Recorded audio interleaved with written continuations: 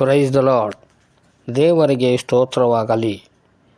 ದಯಾಮಯನೂ ಪ್ರೀತಿ ಸ್ವರೂಪನೂ ಆಗಿರುವ ಯೇಸು ಕ್ರಿಸ್ತನ ಪರಿಶುದ್ಧ ನಾಮದಲ್ಲಿ ನಿಮ್ಮೆಲ್ಲರಿಗೂ ವಂದನೆಗಳು. ಈ ದಿನದ ದೇವರ ವಾಕ್ಯ ಧರ್ಮೋಪದೇಶ ಕಾಂಡ 15ನೇ ಅಧ್ಯಾಯ 11ನೇ ವಚನ. ದೇಶದಲ್ಲಿ ಬಡವರು ಇರುವರಷ್ಟೇ, ಆದ್ದರಿಂದ ನೀವು ಸ್ವದೇಶದವರಾದ ಬಡವರಿಗೂ ಗತಿಯಿಲ್ಲದವರಿಗೂ ಕೈ ನೀಡಿ ಸಹಾಯ ಮಾಡಬೇಕು ಎಂದು ಆಜ್ಞಾಪಿಸಿದ್ದೇನೆ ಎಂಬುದಾಗಿ.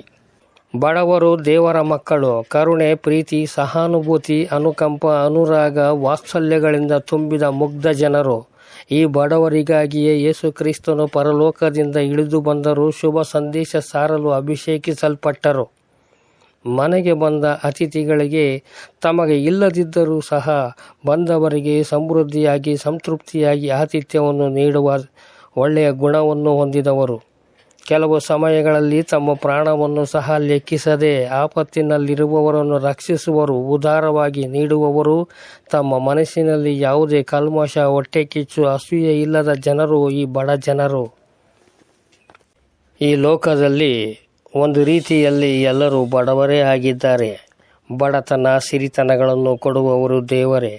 ನಾವು ಎಷ್ಟೇ ಶ್ರೀಮಂತರಾಗಿದ್ದರೂ, ಕೋಟಿ ಕೋಟಿ ಹಣವಿದ್ದರೂ, ಬಂಗಾರ, ವಜ್ರ, ವೈಡೂರ್ಯಗಳಿದ್ದರೂ ಸತ್ತಾಗ ಇವ್ಯಾವೂ ನಮ್ಮ ಜೊತೆಯಲ್ಲಿ ಬರುವುದಿಲ್ಲ, ಹೊತ್ತುಕೊಂಡು ಹೋಗುವುದೂ ಇಲ್ಲ, ಮಣ್ಣಿನಲ್ಲಿ ಹೂಳುವುದೂ ಇಲ್ಲ. ಇದ್ದವರು ಇಲ್ಲದವರಿಗೆ ಸಹಾಯ ಮಾಡಬೇಕು.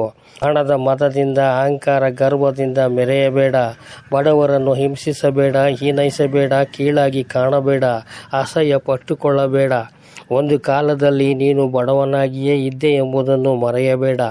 ಇಂದು ನೀನು ಬಡವನಾಗಿರಬಹುದು. ಈ ಲೋಕದಲ್ಲಿ ಯಾವ ಮನುಷ್ಯರು ಸಹಾಯ ಮಾಡದೇ ಇರಬಹುದು. ಯೇಸು ನಿನ್ನನ್ನು ತಿಪ್ಪೆಯಿಂದ ಎಬ್ಬಿಸಿ ಪ್ರಭುಗಳೊಂದಿಗೆ ಕುಳ್ಳಿರಿಸಿ ಮಹಿಮಾಸನವನ್ನು ಕೊಡುವರು. ನೀನು ನಂಬು. ನನ್ನ ಪ್ರೀತಿಯ ದೇವಜನರೇ, ನಮ್ಮ ಭಾರತ ದೇಶದಲ್ಲಿ ಬಡವರ ಸಂಖ್ಯೆ ಹೆಚ್ಚಾಗಿದೆ. ಅತ್ಯಂತ ಬಡವರು 7.5 ಕೋಟಿ ಜನರಿದ್ದಾರೆ. ಬಡವರು ಹೆಚ್ಚಾಗಿರುವಂಥ ರಾಜ್ಯಗಳೆಂದರೆ ಬಿಹಾರ, ಜಾರ್ಖಂಡ, ಉತ್ತರ ಪ್ರದೇಶ, ಮಧ್ಯಪ್ರದೇಶ, ಛತ್ತೀಸ್ಗಢ, ಒರಿಸ್ಸಾ, ವೆಸ್ಟ್ ಬೆಂಗಾಲ್. ಕರ್ನಾಟಕದ ಹಲವಾರು ಜಿಲ್ಲೆಗಳಲ್ಲೂ ಸಹ ಬಡವರು ಹೆಚ್ಚಾಗಿರುತ್ತಾರೆ. ರಾಯಚೂರು, ಕೊಪ್ಪಳ, ಯಾದಗಿರಿ, ಕಲಬುರಗಿ, ವಿಜಯನಗರ. ಉತ್ತರ ಕರ್ನಾಟಕದಲ್ಲಿ ಕೂಡ ಬಡವರು ಹೆಚ್ಚಾಗಿದ್ದಾರೆ. ಅದರಲ್ಲೂ ಪ್ರಮುಖವಾಗಿ ಗ್ರಾಮೀಣ ಭಾಗದಲ್ಲಿ ಹೆಚ್ಚು ಬಡವರು ಇರುವುದನ್ನು ನಾವು ನೋಡಬಹುದಾಗಿದೆ. ಆಹಾರದ ಕೊರತೆ, ನೀರಿನ ಸಮಸ್ಯೆ, ಉದ್ಯೋಗದ ಕೊರತೆ ಕಂಡುಬರುತ್ತದೆ. ಯಾಜಕ ಕಾಂಡ 19ನೇ ಅಧ್ಯಾಯ 15ನೇ ವಚನದಲ್ಲಿ ನಾವು ನೋಡುವುದಾದರೆ, ದೇವರು ಮೋಶೆಗೆ ಹೇಳಿದ್ದೇನೆಂದರೆ, ನೀನು ಇಸ್ರಾಯೇಲರ ಸಮೂಹದವರೆಗೆ ಹೀಗೆ ಆಜ್ಞಾಪಿಸಬೇಕು.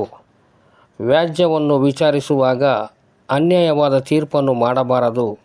ಬಡವನ ಬಡತನವನ್ನಾಗಲಿ ದೊಡ್ಡ ಮನುಷ್ಯನ ಘನತೆಯನ್ನಾಗಲಿ ಲಕ್ಷ್ಯ ಮಾಡದೆ ಪಕ್ಷಪಾತವಿಲ್ಲದೆ ತೀರ್ಪನ್ನು ಕೊಡಬೇಕು ಎಂದು ಬರೆಯಲ್ಪಟ್ಟಿದೆ.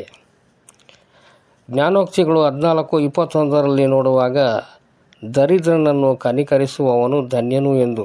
ಲೂಕನು ಬರೆದ ಸುವಾರ್ತೆ 4ನೇ ಅಧ್ಯಾಯ 18ನೇ ವಚನದಲ್ಲಿ, ಆತನು ನನ್ನನ್ನು ಬಡವರಿಗೆ ಶುಭ ವರ್ತಮಾನವನ್ನು ಸಾರುವುದಕ್ಕೆ ಅಭಿಷೇಕಿಸಿದನು ಎಂದು ಬರೆಯಲ್ಪಟ್ಟಿದೆ. ಜ್ಞಾನೋಕ್ತಿಗಳು 14:20 ನೋಡುವಾಗ, ಬಡವನು ನೆರೆಯವನಿಗೂ ಅಸಹ್ಯ. ಜ್ಞಾನೋಕ್ತಿಗಳು 14:31 ನೋಡುವಾಗ, ಬಡವರನ್ನು ಹಿಂಸಿಸುವವನು ಸೃಷ್ಟಿಕರ್ತನನ್ನು ಹೀನೈಸುವವನು ಎಂದು ಬರೆಯಲ್ಪಟ್ಟಿದೆ. ಬಡವರ ಮೇಲೆ ದೇವರು ಎಷ್ಟೊಂದು ಪ್ರೀತಿಯನ್ನು ಇಟ್ಟಿದ್ದಾರೆ ಎಂದರೆ, ಕೀರ್ತನೆಗಳು 113:7-8 ವಾಕ್ಯದಲ್ಲಿ ನೋಡುವಾಗ, ಬಡವರನ್ನು ತಿಪ್ಪೆಯಿಂದ ಎತ್ತುತ್ತಾನೆ, ಪ್ರಭುಗಳ ಜೊತೆಯಲ್ಲಿ ಅಂದರೆ ಅವರ ಜನಾಧಿಪತಿಗಳೊಡನೆ ಅವರನ್ನು ಕುಳ್ಳಿರಿಸುತ್ತಾನೆ ಎಂದು ಬರೆಯಲ್ಪಟ್ಟಿದೆ. ಯೆಶಾಯ 25:4 ನಾವು ನೋಡುವಾಗ, ಇಕ್ಕಟ್ಟಿನಲ್ಲಿ ದರಿದ್ರರಿಗೆ ರಕ್ಷಣಾ ದುರ್ಗವಾಗಿರುತ್ತಾರೆ. ಕೀರ್ತನೆಗಳು 72:13 ದೀನ ದರಿದ್ರರ ಮೇಲೆ ಕರುಣೆಯುಳ್ಳವನಾಗಿ ಅವರ ಪ್ರಾಣಗಳನ್ನು ಸಂತೈಸುವನು.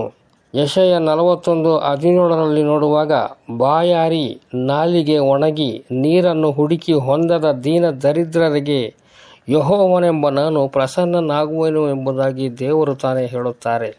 ಹಾಗೆಯೇ ಕೀರ್ತನೆಗಳು 132:15 ನೋಡುವಾಗ, ಬಡವರನ್ನು ಒಳ್ಳೆಯ ಆಹಾರದಿಂದ ತೃಪ್ತಿಗೊಳಿಸುವೆನು. ಬಡವರು ಕಡೆಯವರೆಗೂ ಮರೆಯಲ್ಪಡುವುದಿಲ್ಲ, ಬಡವರ ನಿರೀಕ್ಷಣೆಯು ಕೆಡುವುದೇ ಇಲ್ಲ ಎಂದು ಬರೆಯಲ್ಪಟ್ಟಿದೆ. ದರಿದ್ರನನ್ನು ತಿಪ್ಪೆಯಿಂದ ಎಬ್ಬಿಸಿ ಪ್ರಭುಗಳೊಂದಿಗೆ ಕುಳ್ಳಿರಿಸಿ ಅವನಿಗೆ ಮಹಿಮಾಸನವನ್ನು ಬಾಧ್ಯತೆಯಾಗಿ ಅನುಗ್ರಹಿಸುವವನಾಗಿದ್ದಾನೆ.